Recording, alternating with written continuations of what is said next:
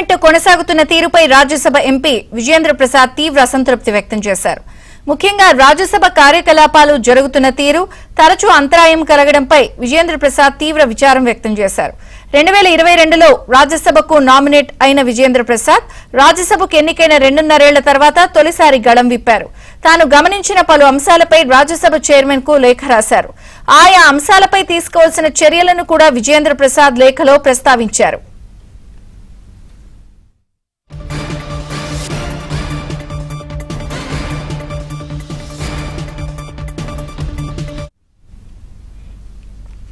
సభా కార్యకలాపాల్లో సభ్యులు చురుగ్గా పాల్గొనకపోవడం, సభా కార్యక్రమాలకు నిరంతరం అంతరాయం కలగడంపై విజేంద్ర ప్రసాద్ లేఖలో విచారం వ్యక్తం చేశారు.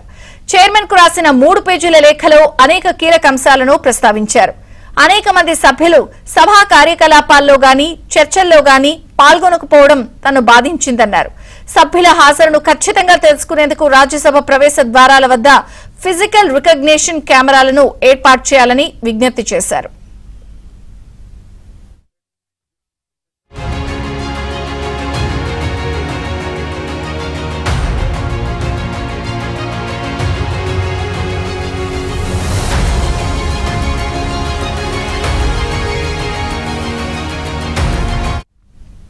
రాజ్యసభ ఎంపీ విజేంద్ర ప్రసాద్ అనేక కీలక అంశాలు చర్చలు జరుగుతున్న అంశాలన్నింటినీ కూడా 3 పేజీల లేఖని చైర్మన్ కి రాశారు. తన ఆవేదనకు గురి చేసిన అంశాలు, సభా కార్యకలాపాలపై సభ్యుల ఆసక్తి చూపకపోవడం, అలాగే జరుగుతున్న అంతరాయంపై కూడా అనేక అంశాలు చైర్మన్ దృష్టికి లేఖ ద్వారా తీసుకెళ్లారు. మరిన్ని వివరాలు ఢిల్లీ బ్యూరో చీఫ్ కృష్ణని అడిగి తెలుసుకుందాం. కృష్ణ, చంద్రిక, జాతీయ ప్రయోజనాలకు సంబంధించినటువంటి అంశాలపై రాజ్యసభలో తప్పనిసరిగా లోతైనటువంటి చర్చ జరిగేలా చూడాలంటూ రాజ్యసభ చైర్మన్ కు రాసినటువంటి లేఖలో విజేంద్ర ప్రసాద్ అనేక అంశాలను పేర్కొన్నారు.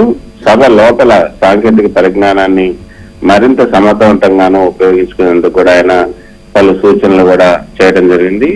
సుమారు 5 అంశాలకు సంబంధించినటువంటి అంశాలను ఆయన లేఖలో పేర్కొంటూ ఏ విధంగా ఈ యొక్క సభను నిర్వహిస్తే బాగుంటుంది అన్న విషయాన్ని తెలియజేస్తూ ఈ యొక్క జాతీయ ప్రయోజనాలకు సంబంధించిన అంశాలు, అదేవిధంగా ముఖ్యమైనటువంటి అంశాలను చర్చించేటప్పుడు నిష్పక్షపాతంగా వ్యవహరించే ప్యానల్ స్పీకర్లను ఉంచాలి.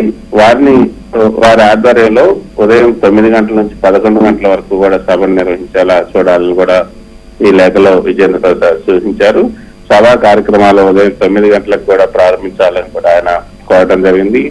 అంతరాయం కారణంగా అనవసరమైనటువంటి గందరగోళం నెలకొనడంతో పాటు సభ్యులు తమ అభిప్రాయాల్ని వెల్లడించేందుకు తగిన సమయం కూడా లేకపోతుంది అన్న అంశాన్ని ఇందులో పేర్కొన్నారు విజేంద్ర ప్రసాద్. పార్లమెంట్ కార్యకలాపాలకు తరచుగా అంతరాయం కలగటం తనను ఆవేదనకు గురిచేస్తుందని కూడా ఆ లేఖలో పేర్కొన్నారు. సభ్యుల హాజరును ఖచ్చితంగా తెలుసుకునేందుకు రాజ్యసభకు ప్రవేశ ద్వారాల వద్ద ఫేషియల్ రికగ్నిషన్ కెమెరాను కూడా ఏర్పాటు చేస్తే బాగుంటుందని చెప్తూ అనేక మంది సభ్యులు సభా కార్యక్రమాల్లో గాని చర్చల్లో గాని పాల్గొనకపోవడం కూడా తనను బాధిస్తుందంటూ విజేంద్ర ప్రసాద్ తెలిపారు. 2022లో ఆయన రాజ్యసభకు నామినేట్ అయ్యారు. ప్రముఖ దర్శకులు రాజమౌళి గారి తండ్రి విజేంద్ర ప్రసాద్ రాజ్యసభ కార్యకలాపాలలో తరచుగా ఆయన పాల్గొంటున్నారు.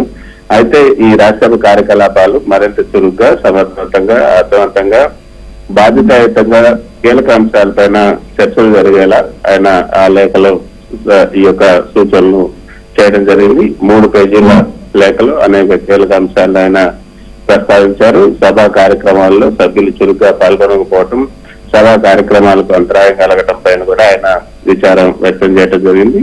ఆయన గమనించినటువంటి గత 2.5 సంవత్సరాలుగా ఆయన గమనించినటువంటి పలు అంశాలను, పరిశీలించినటువంటి అంశాలను ఈ యొక్క లేఖలో పేర్కొనడం జరిగింది. Thank you Krishna.